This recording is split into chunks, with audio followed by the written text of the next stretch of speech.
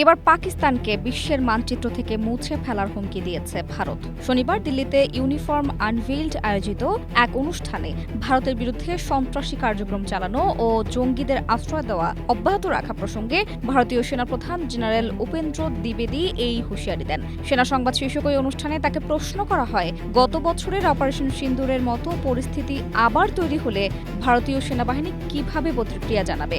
জবাবে জেনারেল দ্বিবেদী বলেন, পাকিস্তান যদি ক্রমাগত সন্ত্রাসবাদীদের লালন পালন করে থাকে এবং ভারতের ক্ষতি করার চেষ্টা চালিয়ে যায়, তবে তাদেরই এখন সিদ্ধান্ত নিতে হবে যে তারা নিজেদের ভূগোলের অংশ হিসেবে টিকিয়ে রাখবে নাকি ইতিহাসের পাতায় বিলীন করে দেবে।